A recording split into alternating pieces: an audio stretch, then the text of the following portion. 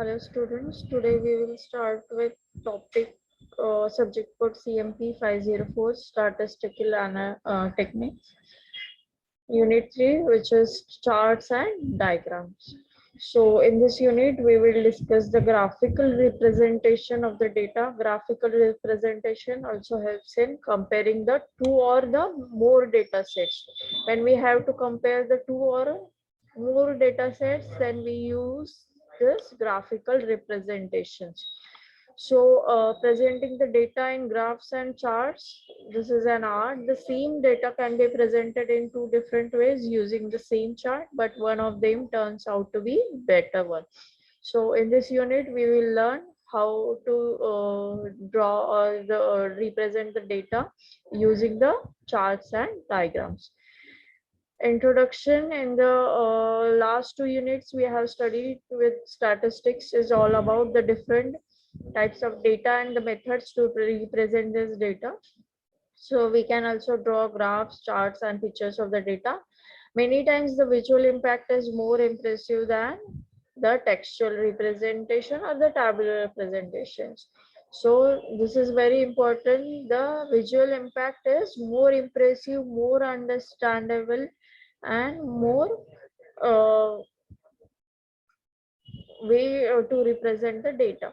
So in this chapter, we will study some selected charts that are used extensively in data analysis. A graphical presentation of data is very common.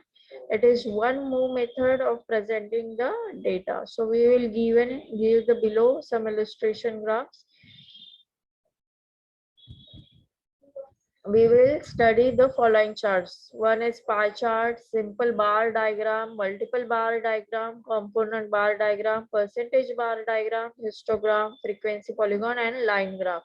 So these are the 7 different charts we have to study. So first one is the pie chart. What is pie chart? Is a circular diagram. Drawing a pie chart manually is tedious, but on the computer you can make use of the graphic packages or using Excel. Okay.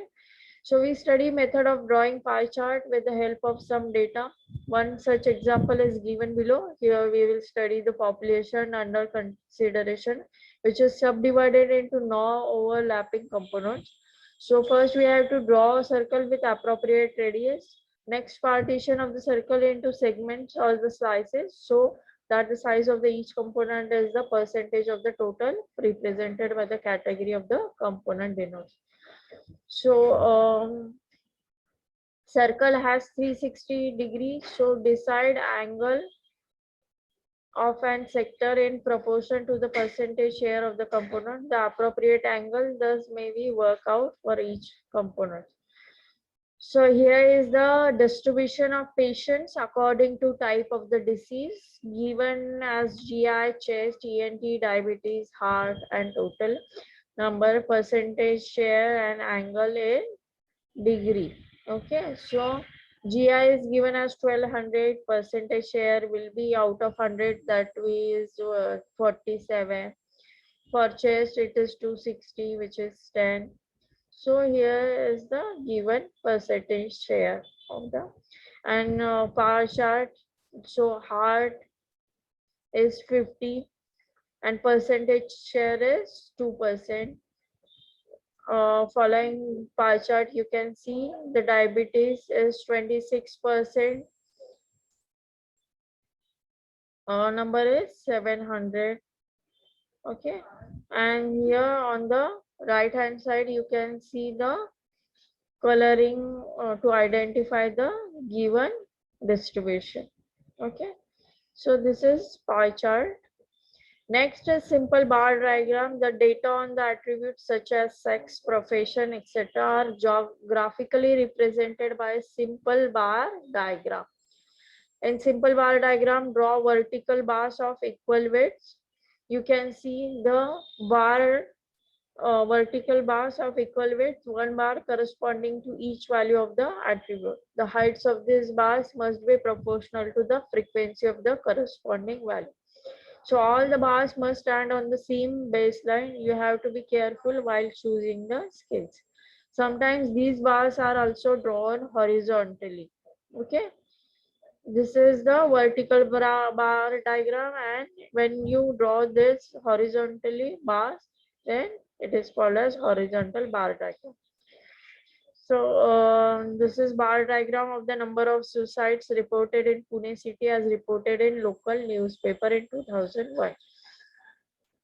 So count is given on the vertical axis, that is from 0 to 600, and year is given. So according to in 1998, you can see there is 400 suicide cases. 1990 there are also 400 cases of suicides, and in 2000 you can see it is 450 or 500 suicide cases. So this is about bar diagram 1, and the second one is bar diagram 2. So in bar diagram 1, notice that along y-axis we have given the scale for the frequency, and 0 of the y-axis is shifted to appropriate large number. Thus in bar diagram 2, for the same data, the 0 on the y-axis is shifted to 380. Okay. So the count is given in bar diagram 2 is different from bar diagram 1. Next is multiple bar diagram. Assume that if you have data one attribute, if your interest is to compare the two populations for the same attribute, then think of the multiple bar diagram. So in the bar diagram, you can see the same attribute, compare the two population for the same attributes. Okay. So in 1999, the state A having different numbers and state B having different numbers. So we have compare the number of accidents in two states of on the national highway. So this is multiple bar diagram. So it is there's an extension of simple bar diagram. For each value of the attribute, place the bars corresponding to the two populations side by side.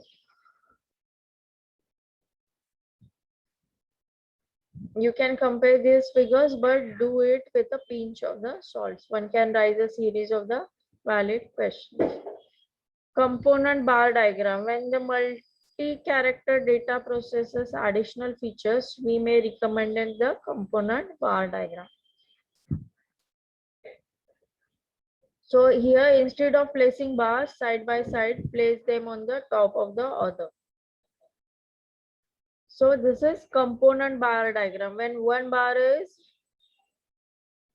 on the top of the other bar. So this is component.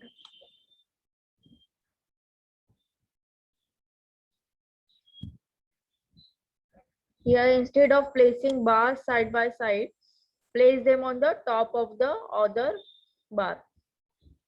So this is sugarcane, eucalyptus, grape, and the other side is vegetative stage, flowering, seed setting stage. Its component bar diagram is given showing below. So on the y-axis, the numbers are given, and sugarcane vegetation is given on the x-axis, horizontal axis. Okay.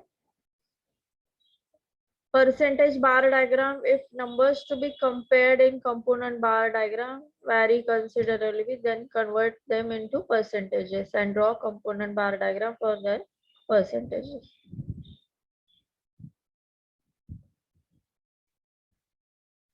Histogram. When the raw data are classified based on class intervals and data are condensed in the form of frequency distribution, then use of the histogram is justified. It is useful when each group consists of number of measurements that are made on the continuous type of the data. Usually the raw data is classified into intervals of equal width, and the number of values belonging to each sub-interval is noted. These are then represented by rectangular with height proportional to the frequency of that sub-interval. So here is the histogram. Okay.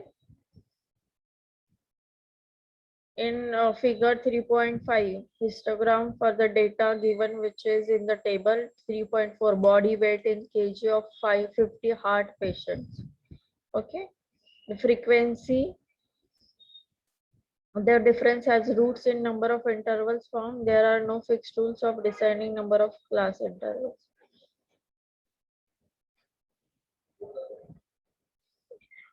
Next one is frequency polygon and line graph. The data for the histogram can also be used for drawing a frequency polygon. The drawing of the frequency polygon is simpler and quicker. So it is mainly used to compare the two more frequencies distributions. And frequency polygon, frequency is plotted at the midpoint of the class interval of the corresponding rectangle in histogram. A straight line is drawn to join the successive midpoints. Class marks mark in consecutive rectangles. Since polygon is closed curve, it is customary to include the class interval of the same width at the beginning and the end so that we can draw it, and the curve we get is called as frequency polygon. And a line graph is used to represent a trend over period of the time. You may also use it for the continuous type of the data. So here is the line graph. Okay, this is the frequency polygon and line graph is growth curve.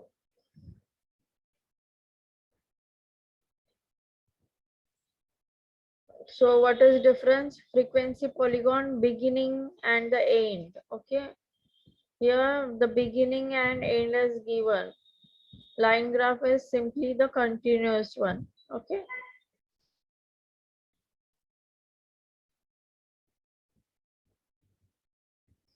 Table 3 from table 3.5, figure 3.6, frequency polygon is drawn, age and sex distribution of the villagers in Burhanpur. The frequency is given on the y-axis and age group mid values are taken. Okay, males and females are compared. Here the line graph you can see in the figure 3.7, table 3.5. Okay, this is all about the different charts and the graphs.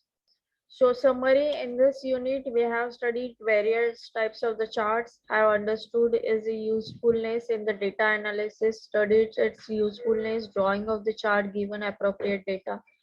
So certainly we handle using various software. It is like Excel and all that. So it is the researcher who has to be responsibility to make proper choice of the chart according to their requirement. So this is all about unit 3. In the next unit, we will study the measures of the location, that is central tendency. Today we will stop here. Thank you everyone.